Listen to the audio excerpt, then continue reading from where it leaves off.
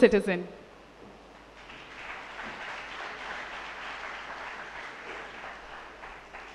May I please request Mr. John Laxon and Mrs. Kriti Sanon to launch the third season of the New Zealand Excellence Awards and the New Zealand Toastmasters.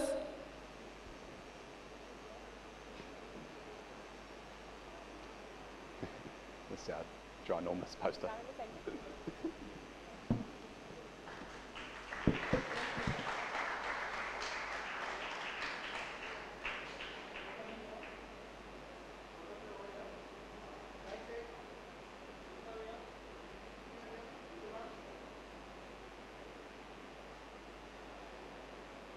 you.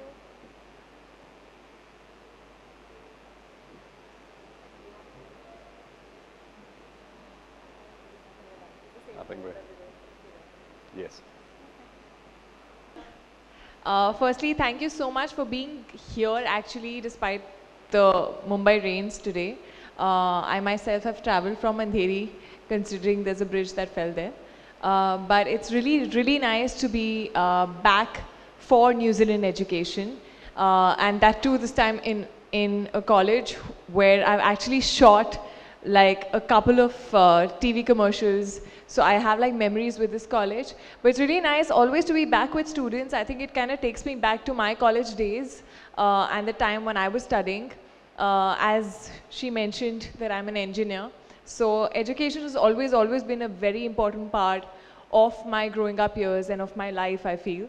And it's nice to be here and be sort of a catalyst, you know, to help all of you, the youth of today's country, to sort of shape up their careers and their futures, and be here as the brand ambassador for New Zealand education. So thank you so much for being here with me despite the rains.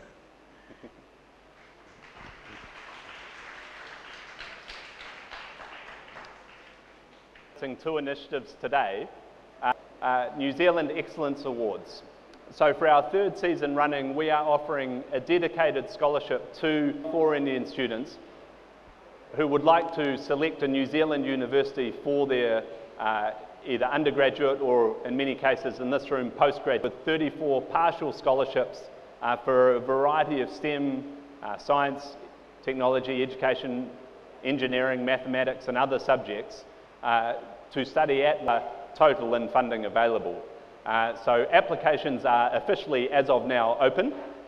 So you are the first ones to be able to apply, and we'll be continuing through to the 30th of October for applications for the Semester 1 2019 intake. So please do go ahead and apply.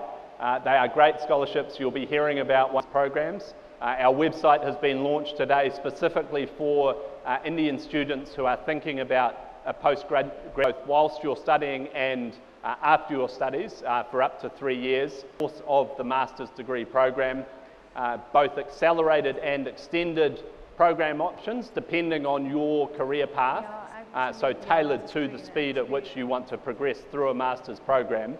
And also, as we mentioned, universities that are ranked in the top 3% worldwide. All of us have really nice memories of college. So is there something special you have? I think college years, I would definitely say, are the best years of your life, and they do not come back. So actually make the most of this. I really feel that my college years, although I was kind of a nerdy student who used to like really, I mean, I was not a front bencher purely because I'm tall, so I had to sit at the back. But otherwise, I was really into studies. And I was someone who, I guess, you know, really wanted to do my best, whatever I put in, you know, whatever I went for. So I've always been like that. And I think education has really groomed my personality. I think today, even though I'm in films and I'm acting, it's got nothing to do with actually what I studied. But I really feel that as a person, I've become a lot more confident, a lot more aware, a lot more, you know, able to sort of make decisions in my life because I've gone through a process of educating myself. I've gone through, engineering can be really, grilling. Like you have like exams 3 times in 4 months, which is insane. And you really have to be able to take pressure. You have to be able to make decisions in your life. You have to have a sense of awareness, not only around you, but also what's happening in the world. You know, especially in the fields that you're going for. So I think college years have been very important. Of course, coming to this particular college, as I said, I have shot a few ads here, so it takes me back to even my modeling days and stuff, where I've shot ads in this very compound here. And it's always great to be interacting with students, I think, you know, no matter what happens, that college life and that sort of fire that you have when you're in college, it doesn't change. And it does get me back to my days when I used to like even participate in like in my college dance troupe and go to like different colleges and have like competitions and stuff and come back winning and feel good about it. So yeah, it's great being here, especially for a cause, something that I totally believe in, which is education in New Zealand. Great. I think that's really nice to revisit. You may be looking at a career in engineering, some field of engineering, but actually you've got a creative streak. You know, you like writing stories, you like history, you like politics, and the way the New Zealand university and indeed the school curriculum is designed is that you can combine those various elements into one degree, whether it's a double major or a major and a minor. There's a huge amount of spoke to them about the education in New Zealand. I think this is something that sort of really attracted me towards it, because I remember in my school or college, you know, when you're asked to choose subjects, I'm like, I want to study computer science, but I also want to know what happens in psychology, you know, I also want to do my dancing. So I feel like you don't have as many options at times to choose variety of subjects which are maybe not linked to each other. So I think, you know, not all of us know exactly what we want to do in our lives or exactly what we want to be, you know, eventually. And we want to explore, we want to see what we like as a subject, we want to know what our interest is in. And I think it's fab that we have like such a huge variety and where you can take your major as engineering and maybe you know, dancing or any performing arts as your minor, which is amazing. I wish I had that opportunity. Yeah, well, with that, maybe you would have done a dance here for us. I think that's really useful, and to just get those perspective where you can study various types of courses and be sort of future ready. And with that, I think having Rishabh Shah with us, who is a New Zealand Excellence Award past scholar with us today, to just elaborate. Rishabh, what was the difference that you felt when you reached a New Zealand campus? Like, how was it different from your education that you got here in India and when you reached Canterbury University? Oh, the difference is important, and basically it's an applied learning approach that you get to experience over there. And apart from that, you have critical thinking that comes into your picture when you start studying in New Zealand. And there is also a strong collaboration of industry and education. So you have industrial experts coming in and teaching you, which basically keeps your system top notch. Yeah, that's really interesting. I mean, that just makes students quite future ready, because you are actually having that industry exposure, and yeah, I think that's a great way to educate the future who will be running the world tomorrow. Yeah, and with that, Kriti, on your future, like you studied an engineering degree and then moved to films, which is a very, very different career, and there might be students here who want to go to New Zealand, do those 2 majors where they get acting or performing arts along with a science degree. And if they were to transition, how would they transition from science nerdy to a film actress, a successful film actress? So how was that transition? I think it's not about, I never planned it like this. Like I never thought, oh, I'm going to do BTech and then I'll become an actress. It's never like that. I think it's always, you know, you discover what you want to do. And when I was in school, I remember being someone who was very studious and I liked science. Well, my mom's a physics lecturer, so it kind of relates to that. I wanted to take up science. I didn't know, okay, I said, I like computer science, so maybe let me become a software engineer. I had no idea what a software engineer does. Then eventually I ended up doing electronics and communication, which I liked while I was doing, at least the communication part of the BTech. But I still didn't know what eventually I'm going to end up doing, you know, as a daily job, as you know, my career. I didn't know what I would enjoy. And that's when sort of modeling happened, and I discovered while doing TV commercials that I could act, which is something that I had never tried on, you know. Like I said, you have like very limited things that you're doing in your school college life because you have those many limited subjects to choose from, and you never try to explore in different directions to figure out what you like and what your passion lies in and what would you be really happy doing the rest of your life. So when I realized that I could act is when I had you know, my mind on it, and I was like, this is what I want to do, and I want to eventually move to Mumbai and try for films.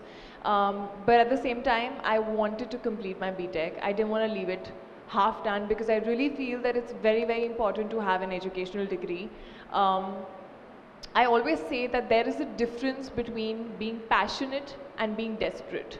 And when you're in an industry like this, which is so competitive and there's so many people out there, I didn't want to be someone who doesn't have anything to fall back on or any sort of, you know, a backbone that keeps me strong.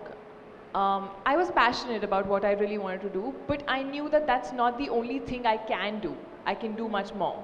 I am an engineer and I can always do other things. So let me just put my heart and soul in what I really want to do, but not get desperate and, you know, make wrong decisions in life. That's how it's happened for me, but I really feel that in general, I really want to advise all of you to never stop exploring, to never stop figuring out what you really like and what you really want to, you know, eventually do in life. Choose a variety of subjects that interest you in general as a person, and you might find what your actual dream is. So I think that is something that I really admire about New Zealand and their structure of education, because it gives you that room to choose what you really, you know, feel like exploring. I think, you know, it's one life and it's mostly so many years that you want to sort of educate yourself. It's obviously a constant learning throughout life, but yeah, I think just go out and explore is what I would say. Yeah, so I think from an engineer to an actress, and just an hour back you were a journalist interviewing Rishabh. So lots of different roles, and Rishabh being an Excellence Awards winner, and John, you just announced the 3rd season of Excellence Awards. So that's a massive commitment, like over 1 crore rupees has been put into this 3rd season, which is massive. And also the masters, which have gone live today.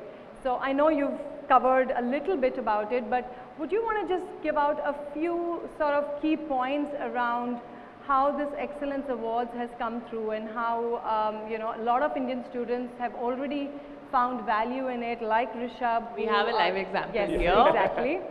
Lots of his colleagues, and how these students can now go in for masters, the specializations that are offered with the various you know, different subjects to choose from, and also tap into the funding opportunity through the Excellence Award. So that will be really good for these students, considering we are launching it here at their campus today. Yes, certainly. So in terms of the New Zealand Excellence Awards, this is a partnership between the New Zealand government through Education New Zealand and our 8 universities. So each of our 8 universities is committed to co-fund partial scholarships just dedicated towards Indian students.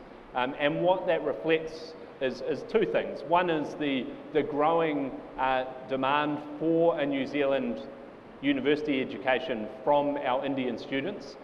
We've seen a 20% increase just in 2017 alone of the numbers of Indians. The students' future ready. So yeah, I think safety, the variety of courses, the cultures, and having the opportunity to interact with, you know, different cultures and different kind of people, which makes you ready for a global, for global opportunities, for not only having opportunities here, but also knowing what's going on everywhere else, and being ready for all kind of technologies coming in, all kinds of, you know, things happening in the world.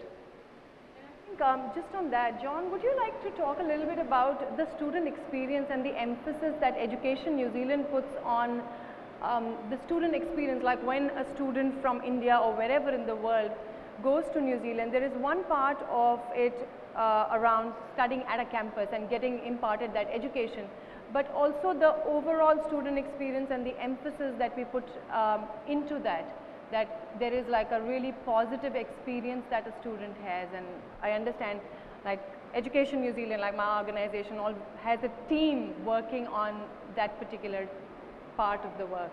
Yes, well, even if I start from when I was a student, straight away when you enroll in the university, you get a whole lot of information about what to expect, what you need to prepare for, right down from finances to clothing to all of those sorts of things, and through to being welcomed at the airport when you arrive if you're an international student.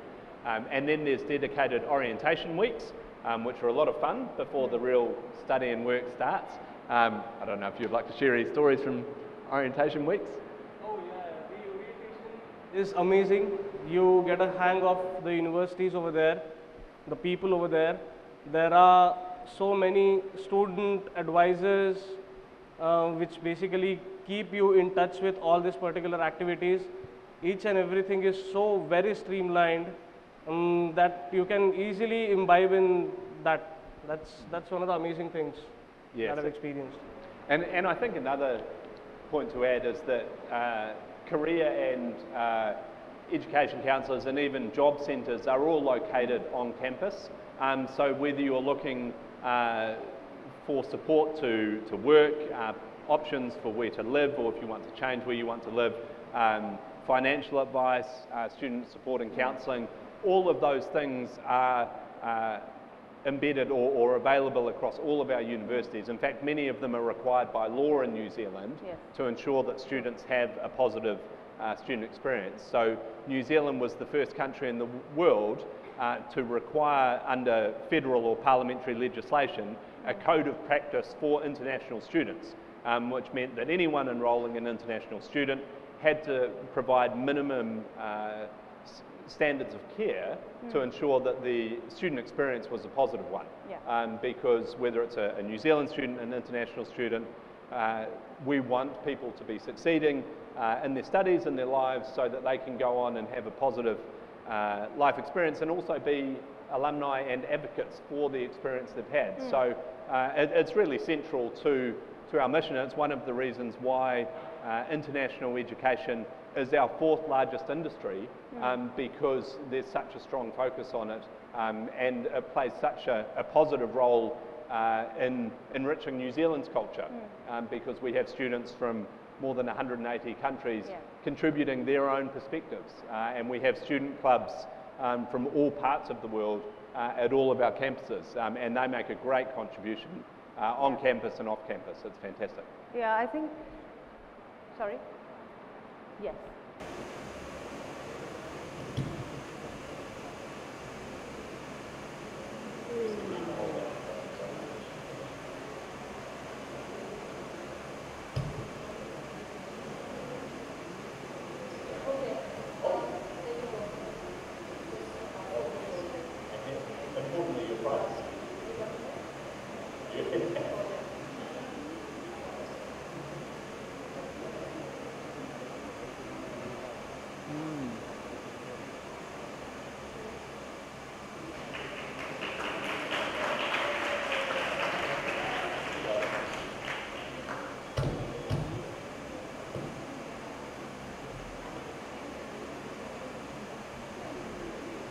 Brings us to the end of today's session.